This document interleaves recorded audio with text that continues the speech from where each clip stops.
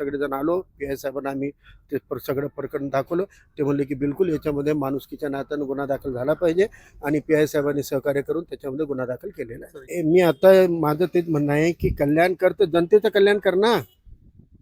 स्वतःचं कल्याण करण्यासाठी, स्वतःची इमेज बिल्डिंग बनवण्यासाठी स्वतः सिंगम बनून काय मिळवणार आहे? कर्मचारी आहेस तू.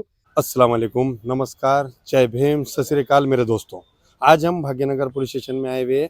जिस तरीके से कुछ दिन पहले अतिक्रमण का एक नंगा नाच चल रहा है, महानगर पालिका गरीबों पर जुल्म कर रही है, उसी तरह आज पहली बार यहाँ भाग्यनगर पुलिस स्टेशन में फिर से आना पड़ा कि पीरपुरान में जो मनमानी हुई, जिस तरीके से एक नौजवान की उंगली टूट गई, उसके विषय पर आज फारूक अहमद सर से महानगर पालिका की दादागिरी पर फारूक सर का क्या कहना है, ये हम उनसे जानते हैं। महाराष्ट्राला नासू नका, सडवू नका आणि हे फक्त तुम्ही जे कारवाया करतायत मुस्लिम एरियामध्ये, हस्सापूर रोड भेटलं, त्याच्यानंतर पीरपुराण गल्ल्यामध्ये काय कारवाई आहे अतिक्रमणाची? कोणते पीरपुराणच्या लोकांनी तुम्हाला तक्रारी दिलेल्या होत्या? आम्ही तर ऐकल्या नाहीत. मग या पद्धतीनं अमानुष करू नका ना, नोटीस द्या, योग्य पद्धतीनं करा. त्यांना लेखी नोटीस द्या, 3-4 दिवसाची 5 दिवसाची लेखी नोटीस द्या, सूचना द्या. आणि तरी जर त्यांनी 1 आठवड्यामध्ये स्वतःचं अतिक्रमण काढून घेतलं नाही, तुम्ही अवश्य तोडा, पण प्रोसिजर आहे त्याला आणि प्रोसिजरने केलं पाहिजे. माननीय जिल्हाधिकाऱ्यांनी मुद्दा समजून घेतला होता, म्हणून त्यांनी ती कारवाई थांबवली होती आणि थांबून त्यांनी मनपा प्रशासनाला सूचना दिलेल्या आहे की बा पूर्व सूचना न देता कारवाई अयोग्य आहे, बेकायदेशीर आहे. आता त्याच्यातून यांनी पडवाट काय काढली? यांनी यांच्या सवलतीनं भोंगा फिरवायले, रिक्षामध्ये अनाऊन्समेंट करायला लावायलेत. अनाऊन्समेंट झाली म्हणजे तेवढी रेकॉर्डिंग करून कलेक्टर साहेबाला आणि अधिकाऱ्यांना दाखवायलेत की आम्ही सूचना दिली. ही सूचना नाही आहे. कोण ऐकायले तुमचे भोंगे? तुम्ही कर भरा म्हणून महिनाभर बोंब मारत फिरता. 30% लोक कर भरत नाही. म्हणजे तुम्ही कर भरा म्हणल्यावर 30% लोक कर भरत नाही. मग तुम्ही अतिक्रमण काढा म्हणून भोंगा फिरवला तर लोक पटपट अतिक्रमण काढून टाकतील का?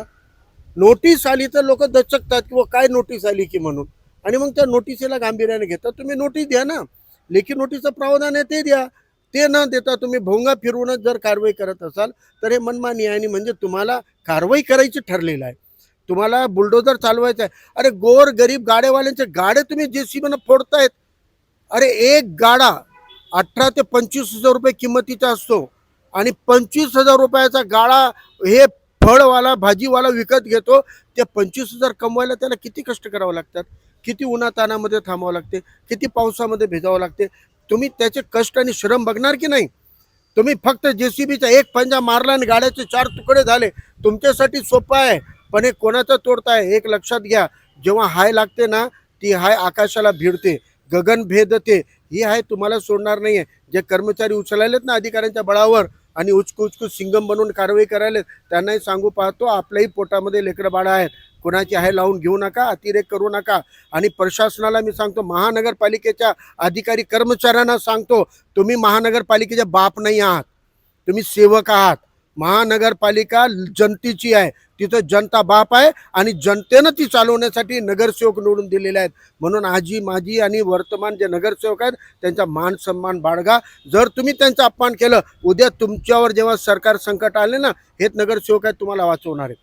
हेच आजी माझे नगरसेवक तुमच्यासाठी भांडतील. हेच आजी माझे नगरसेवकांनी तुम्हाला नोकऱ्या दिल्या, ह्याच आजी माझे नगरसेवकांनी तुमची प्रमोशन दिलेली आहे. म्हणून यांच्या विरोधात जाणं हे अधिकारी कर्मचाऱ्यांना परवडणारं नाही आहे. मी आता माझं तेच म्हणणं आहे की कल्याण करतं, जनतेचं कल्याण कर ना.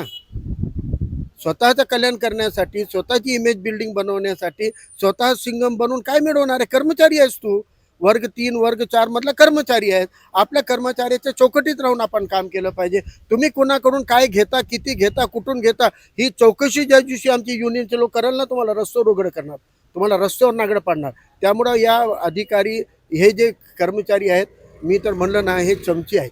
या चमच्यांच्या उचलण्यावर हरकत घेऊन, आक्षेप घेऊन आपली एनर्जी वाया घालू नका. या चमच्यांना उचकवणारे जे हात आहेत त्या हाताला धरलं पाहिजे. म्हणून नांदेडच्या जनतेला सांगतो की निवडणुकीमध्ये बेफिकर होऊन 500-1000 रुपये तुम्हाला देणारे जे दलाल येतात तुमच्याकडं, त्या दलालांना शोधा. याच पीरपुरांच्या प्रभागामध्ये सर्वाधिक भाजप युतीला मतदान झालेला प्रभाग आहे आणि सर्वाधिक मुस्लिमांनी भाजप युतीला मतदान केलेला प्रभाग आहे. आज त्याच भाजपनं तुमच्या वस्तीमध्ये येऊन अमानुष पद्धतीने कारवाई केली. आता कुठे गेले तुमचे मतदान घेऊन देणारे, पैसे वाटून मतदान घेणारे दलाल? त्या दलालांना विचारा प्रश्न की भाजपला मतदान दिलं म्हणून मी त्यांना शिक्षा भेटली का? म्हणून त्याच गल्लीमध्ये आधी कारवाई झाली का? सगळे दिले नाहीत, पण बहुतांश मुस्लिमांचं मतदान भाजप युतीच्या बाजूने पडलं. हे मतदानावरून सिद्ध झालेलं आहे. 3 टर्म नगरसेवक राहिलेला माणूस रस्त्यावर उतरला लढण्यासाठी, पण ज्यांनी मतदान घेतलं त्यांनी तुमच्याकडे बुलडोजर पाठवलं गल्लीमध्ये. तुमच्या गल्लीत बुलडोजर येतोय, हे तुमच्या स्वाभिमानावर हल्ला आहे. आणि हा हल्ला जर आपण सहन करत असू, या पद्धतीच्या कारवाया सहन करत असू, उद्या कोणाचंच घर शाबूत राहणार नाही. मी तर नेहमी माझ्या सहकाऱ्यांना सांगतो की पूर्वी कालापानीची सजा होती, आता UAP आहे. इंग्रजांच्या काळामध्ये कालापानीसारखी शिक्षा होती, आता UAP आहे. जे उमरखालीसारखे आपण बघायलो आणि जे भीमा कोरेगावमधले आपण बघायलो की जेलमध्ये सडायलेत, जेलमध्ये मरायलेत. म्हणजे कालापानीपेक्षा वाईट सवय आहे. आणि तेव्हा इंग्रजांची जी सक्ती व्हायची, लाठीचार्ज गोळीबार व्हायचा, ते आता बुलडोजर कारवाई आहे.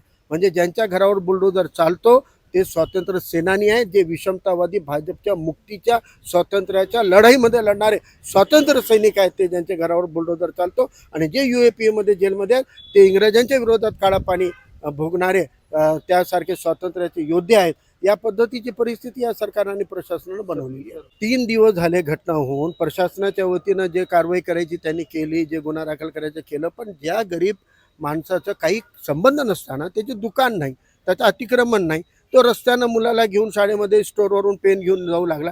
आणि ते घाई गडबडीमध्ये त्यानं चालकानं निग्लिजन्स केला आणि त्याच्या पायावर घातलं आणि त्याच्यामुळे बोटाचा तुकडा पडला त्याचा. ते बोट हातात घेऊन तो आला. मग त्याच्या MLC झालेलं होतं आणि 3-4 दिवस कोणी गुन्हा दाखल झालेला नव्हता.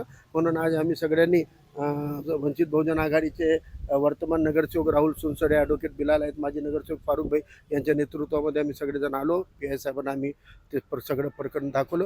ते म्हणले की बिलकुल याच्यामध्ये माणुसकीच्या नात्यानं गुन्हा दाखल झाला पाहिजे आणि PI साहेबांनी सहकार्य करून त्याच्यामध्ये गुन्हा दाखल केलेला आहे. बघा, वंचित बहुजन आघाडीचे आता नगरसेवक आलेले आहेत.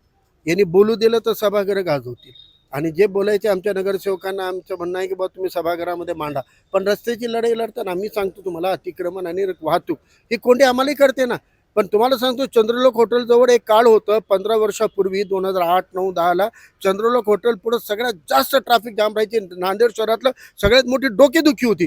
पण तिथल्या नाल्याला बंद करून आम्ही स्लॅब टाकून तिथं फेरीवाल्यांना झोन दिला. तेव्हापासून तुम्हाला चंद्रलोकवर कधी वाहतुकीची अडचण नाही. श्रीनगरमध्ये एक अतिक्रमणची जागा पाडून थोडी जागा महापालिकेला भेटली, तिथं आम्ही 22 गाड्यावाल्यांना बसवलं. आज ते पद्धतशीर करतात. श्रीनगरला कोंडी नाही आहे. जिथं जिथं तुम्हाला फेरीवाल्यांची, गाड्यावाल्यांची कोंडी वाटायली, तुम्ही त्यांना पुनर्वसन करा, द्या. अहो, महानगरपालिकेमध्ये फेरीवाला समिती आहे, निवडणूक लढून समिती बनवली. कोणत्या त्या समितीची परवानगी घेतली तुम्ही कारवाई करताना? तुम्ही गाडे तोडायले, पंजा मारून सगळे लोकांचे, गोरगरिबांचे. महापालिकेच्या समितीमध्ये कायद्याच्या चौकटीत राहून तुम्ही तिथं ठराव करा, फेरीवाल्यांना पुनर्वसन करून द्या ना. आधी पर्यायी जागा द्या. पर्यायी जागा दिल्याशिवाय होणारी कारवाई बेकायदेशीरच आहे, मानवी आहे आणि बेकायदेशीरच मानू आम्ही त्याला.